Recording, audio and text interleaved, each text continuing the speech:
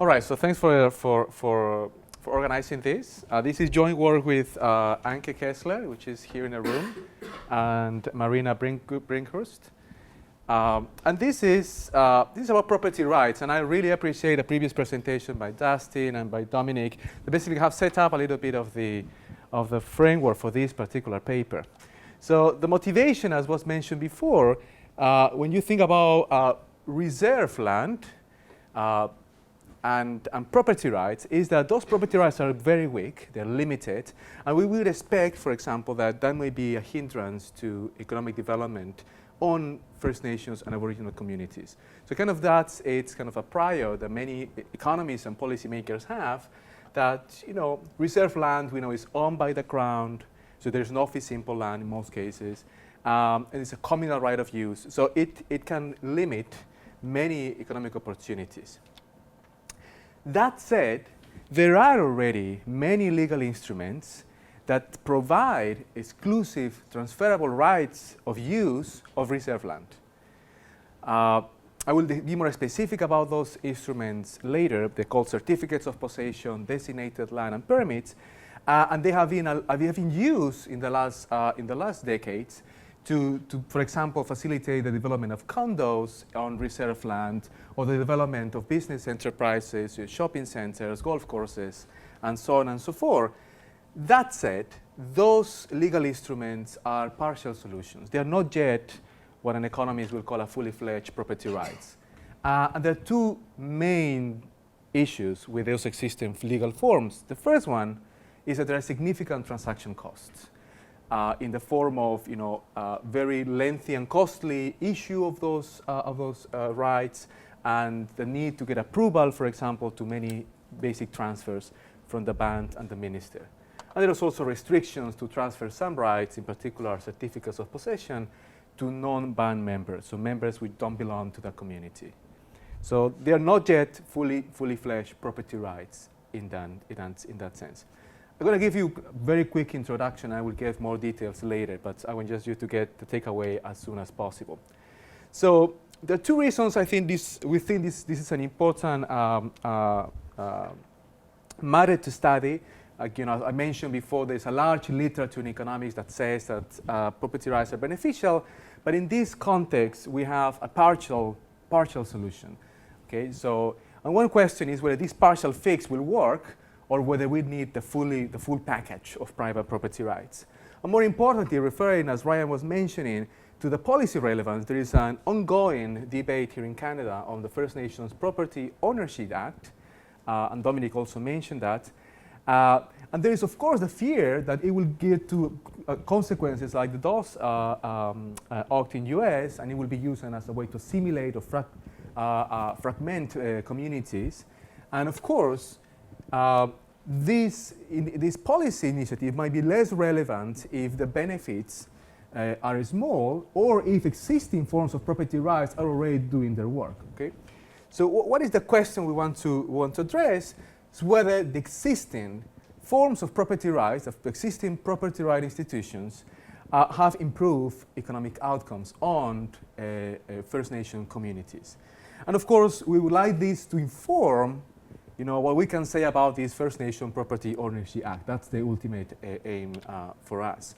So what we're going to do is going to be examining the relationship between these individual forms of land tenure on observable economic outcomes like income, employment, and housing, using a very rich data set of land registry on Indian land and census microdata. And our empirical strategy will basically use panel data of bands and rely on including band fixed effects and other controls. So it will not be as fancy as a discontinuity or diff in diff. It will be more like a standard panel data with fixed effects. A caveat I will mention right now is that we will not exploit the extensive margin, but intensive margin. So we will very basically be studying communities that are already using those instruments, and but some of them will be using them more intensively than others. So that will be the source of variation that we will exploit, and that will have consequences, as I will later explain, in terms of the external validity of our results. So how we can extrapolate these results to the rest of Canada. Let me tell you just quickly what we find before getting into the details. We find that all these forms of private property rights already in place have a very moderating impact on home ownership. So of course there's more home ownership, there is an improvement in housing quality. And that's something you could expect if people start investing more on housing. We don't observe, however, a significant increase on real income of the population on living on reserve. There is something there, but what we find very interesting is that it's basically driven by a non-band, non-aboriginal population basically moving into these reserves. And of course that increases, because this population has higher wages, higher income, that increases the average income of that locality. So basically we find that this instrument has been used to attract a non-band population, seems to be attracting on a non-band population, but we don't think we observe a real increase on the local income of the local Aboriginal population there. There are some issues, some caveats that I will mention that up front. The first one is, as I told you, the identification will rely on these band fixed effects and adding controls. We won't be able to tell you anything in terms of a fancy diff in diff or quasi-experimental variation, so you can interpret those results as correlations if you prefer. The sample of bands that we will be studying are only the ones that have been already using these instruments, and that's around 40–50% of all the bands in Canada. So of course those bands are different. There's previous work by Anke showing that the bands that use these forms of property rights are more educated, are richer, they are closer to urban centers. So that will affect the external validity. And one of kind of the questions that at least I got at the end that probably warrants further research is why at the end of the day income doesn't increase, because all these form of property rights are being translated into housing development, business developments that create rents, and kind of the question I got at the end is why it doesn't translate into some form of increase of income. Yes? Sorry, I don't understand why you can't use diff and diff. I missed that. Okay, so I will be more specific in a second. I did use it, and you see some result, but the variation is very, very small. Okay, but it's a matter of power in that particular case. Let me give you, I gave you the takeaway. Let me give you now more the meat of this paper. So we're talking about around 3,000 reserve, 3.5 million hectares of land. And this land is basically under three forms of land management regimes. One is the Indian Act, the majority of the land and bands.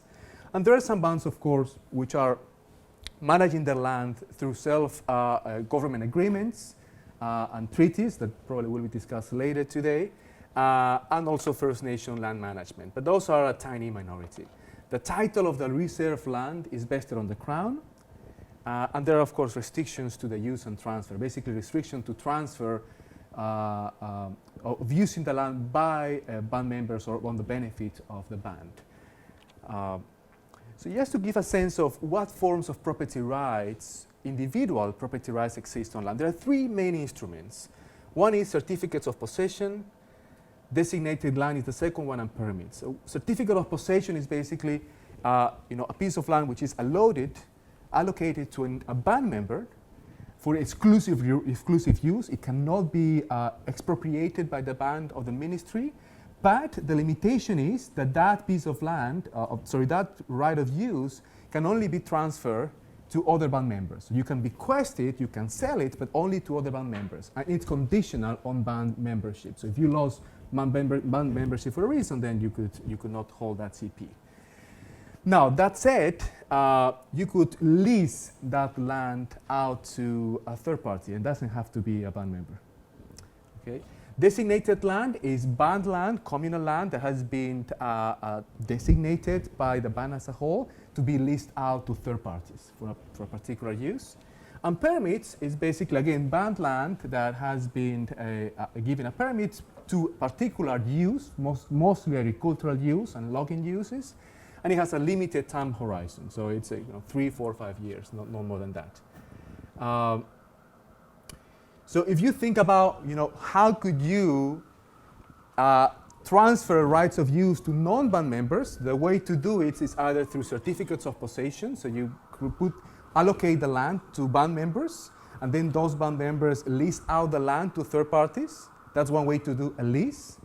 The other one is the band get themselves together, go through a process of designating land, and can be quite costly, could take many years, and it requires coordination of the whole band to approve that. And once you get that land designated, you can lease out, let's say, to a third party to build a golf course or a superstore.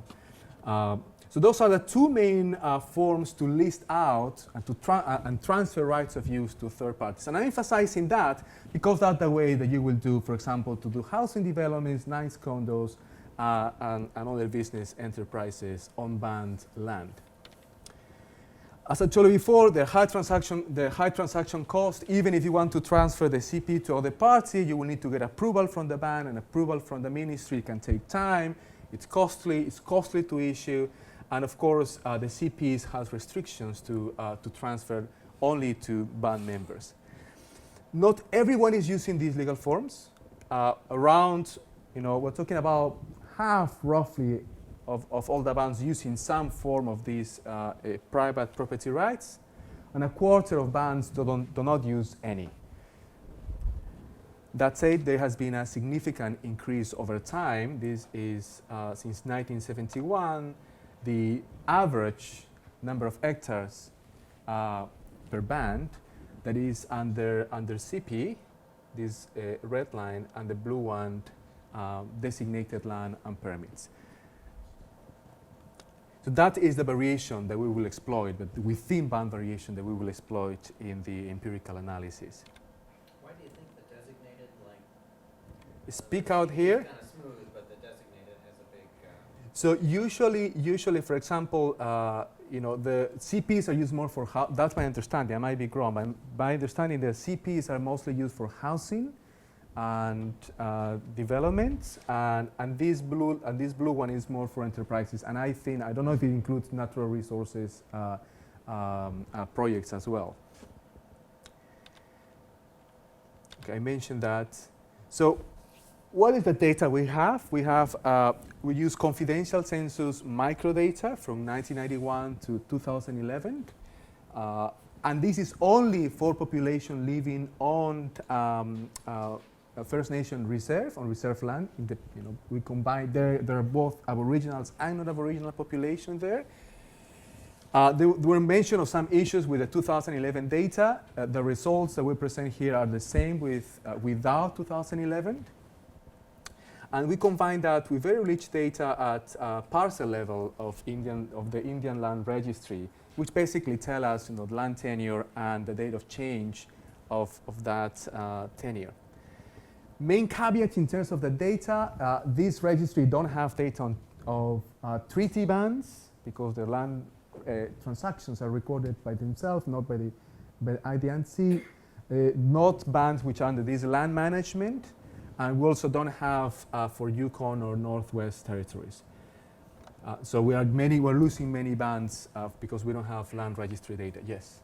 So is there a reason you excluded the Yukon? You just couldn't get... No, we don't exclude. There is no data in the India Land Registry because they have their own registry.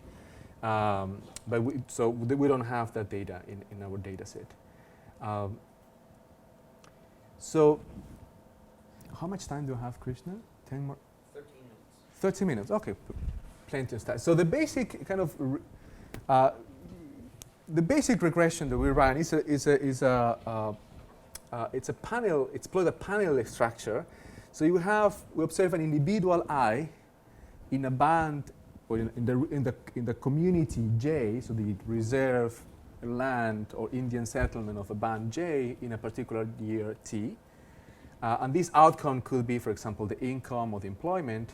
We have band fixed effects, year fixed effects. And what we have here is basically the log of the area under different forms of land tenure. One is a CP, and of course this varies by band and over time. And this is the non-CP land, which basically includes designated land and permits. Now, because I'm using the log here, I'm dropping all the zeros. On some regressions, I will show you more like a diff in diff, in which I use, in some cases, there are some bands that don't use any CP, and then eventually one year start using, so there's a transition from 0 to a positive number, and I exploit that. But the number of bands doing that is very, very small. We're talking about less than 10% of the bands. So when we do that, the results I will show you are qualitatively similar, but no longer significant. Well, clustering, weighting, we can discuss that later. Now, what we're exploiting here, basically, as I told you before, is the intensive margin. So the variation in the relative size of these CPs. That will be the baseline specification. So we will be looking at the relationship between these forms of land tenure on outcomes only among bands that already use those regimes. And as I mentioned before, those bands are systematically different. So I don't want you to interpret these estimates as saying this is the relationship between CP and income for the average Canadian band. That's not true. It's for a particular subsample of bands.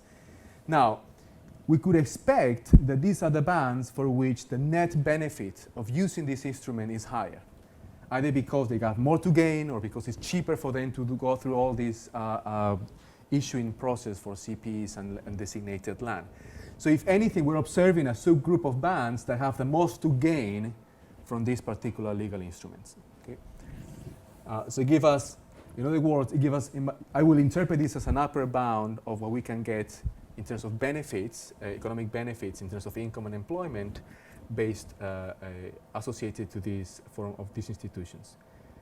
So let me show you the basic results. So this first column, the outcome is whether the dwelling where this individual is living is a band housing or not. And in the right-hand side, you have the log of the area under certificate of possession, the log of the area which is designated land and permits. We lack these values 10 years to allow for some time for the development of housing or business development to take place. And we also control for other household characteristics in this case. What we find here is a negative and significant relationship here, basically saying, more CP, there is less band housing, and band housing is basically the opposite of renting or owning the house. And that's what you see in column 2. There's an increase in home ownership, so individuals reporting that they own the house where they live. When you look at an indicator of dwelling needing major repairs, which has been widely used as a measure of housing quality, you observe a decrease on that, basically meaning that, in this broad measure of quality, houses are getting better. And in column 4, we asked the question, what will happen with the number of houses built in the last 5 years? And this is an aggregate number. This is at the band level. That's what explains the smaller number of observations here. So here, the unit of observation is a particular band in a particular year. And then we observe that basically more CP is associated with construction of new houses. What about mortgages? And that's kind of the Soto link. In terms of, maybe what is happening is that this form of property rights is allowing for mortgages to take place, and we don't find any significant thing. Let me qualify this finding a little bit more. We only observe this outcome, having a mortgage, for the last two rounds of data, so 2006 and 2011. So this might be, lack of results might be because of this smaller sample. And second one is, I'm not sure how these, mortgages, what mortgages actually mean in this context, because in many cases, what band members with a CP could do is to get a loan back by the band, a mortgage backed by the band, using their CPs as warranty. So that's formally, conceptually similar to mortgage, but it might not be called like that. So that's a caveat in column 5. Maybe there's a systematic measurement error in how they're defining the concept of mortgage.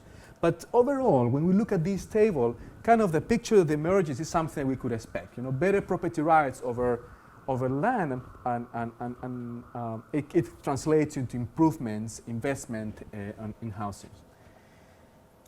A word of caution here about this lack of 10 years. If I use 5 years of contemporaneous values, the numbers are qualitatively similar, but they became not significant. So if anything, I am using an approach that kind of maximizes the significance of the results. And that's important because what you will see next is that everything is gone in terms of income. And I think that will be kind of the main takeaway of that paper. So let me take now the look at real household income.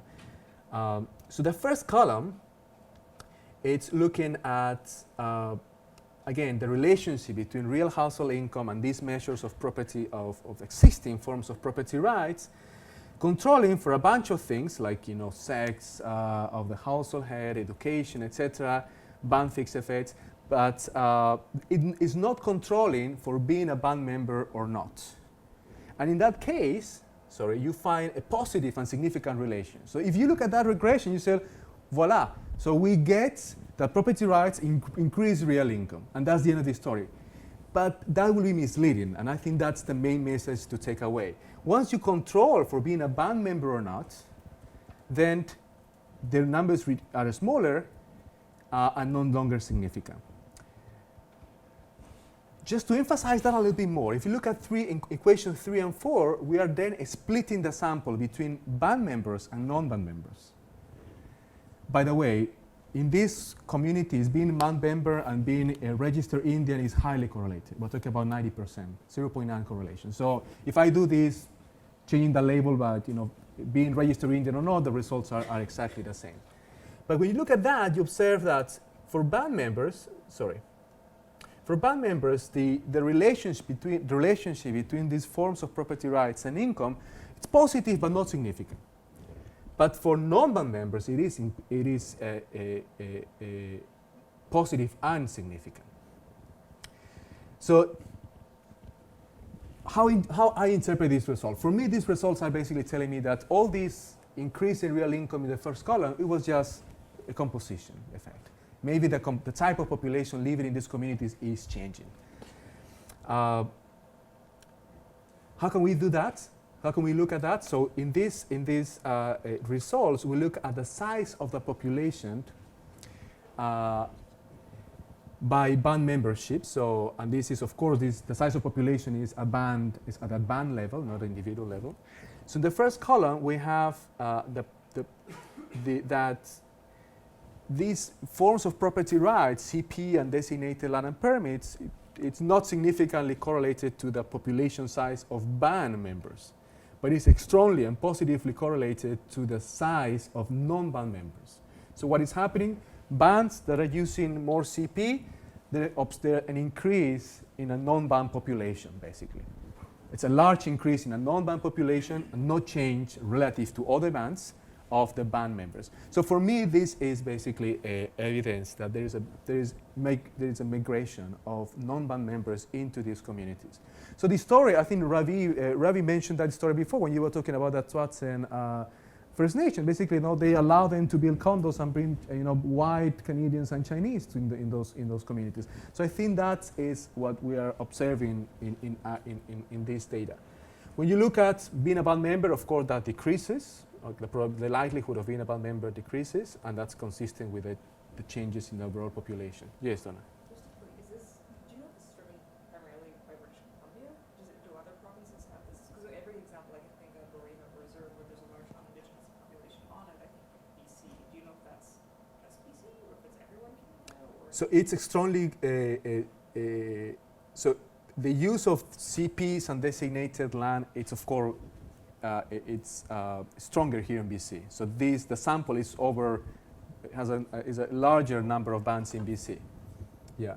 So, but we haven't done kind of excluding BC and see what happened with the rest. Okay. Of course, this is basically having a lot of the BC story in it, and that's because most of the bands that have used CP and land are here in BC, and actually closer to cities and so on. The same, how much do you have? 2 more 2 more minutes. So just, I was mentioned before that I did a kind of a diff in diff exercise. So this is the last column 7, in which I basically has a dummy here, whether it has CP or not, or has a designated line or not. And yes, it's positive, not significant. And if I split the sample again between band members and non-band members, I get kind of the same result. But this column uses, as I told you, only 10% of the bands do this transition, so it's very small variation there. What about labor outcomes? Maybe it's not about income. Maybe this create new job opportunities for band members and non-band members. You're thinking about, a golf course on your reserve land, maybe, hiring local workers. So here we look at outcomes like, for example, if a person is employed or not, number of hours work, and split the sample between band members and non-band members. In terms of employment, we don't observe any significant difference. In terms of number of hours work, if anything, this is negative for band members, so they are decreasing the number of hours work. Might be just, kind of the type 1 error that always happen. But what is kind of interesting is when you look at the hourly wage of these two groups, and it's what you could expect. This non-band population have an higher hourly wage than non-band members. Okay, and of course that translates into higher income and higher employment income for this population. So basically, this kind of fits into this story that is a kind of higher earning population moving into in this First Nation reserve. So what is the takeaway? The takeaway for us is that when we look at these existing forms of property rights, the impact on income seems to be limited. Of course, it's hard to claim causality, given the identification variation we're using. And of course, we don't claim to be able to extrapolate these results to the rest of the bands. But we also think that given that this group might be an upper bound of what might be happening in terms of income, it's hard to claim that existing forms of individual property rights have lifted local populations out of poverty, like the social revolution that we will be talking about. If anything, the impact is it's small, and we see in the data, it's more like it's just pure composition, a different type of population moving in, and of course driving local income, but that's not a real gain for the original population. What about the First Nation Property Ownership Act that motivated this paper? So if we think that a partial property right reform, like the one that we have here, with the limits, with the caveats in terms of transaction costs and limitations to transfer, is a partial reform, produce partial results. You can think of monotonic relationship between the extent of property rights and their benefits. Then this could be indicative that the impact of even further reforms in the form of a First Nation Property Ownership Act would be limited as well. If you don't believe that, you say, well, no, this is a non-linear relationship. You need to have the full package to have results, and these partial reforms, they're useless in general. In that case, we will not be able to tell that whether we will not be able to say anything about this First Nation Property Act. So what I want to emphasize is that don't think that these results say because the existing form of property rights don't work, therefore the First Nation Property Ownership Act will work. Okay, that would be a fallacy. That's not what we are saying. What we're saying is that what it's already on the field doesn't seem to have a big impact. I mean, if you're very, very lenient in terms of interpreting these results, and in the worst case scenario, we won't be able to say anything about that particular policy initiative. And that's it. Thank you.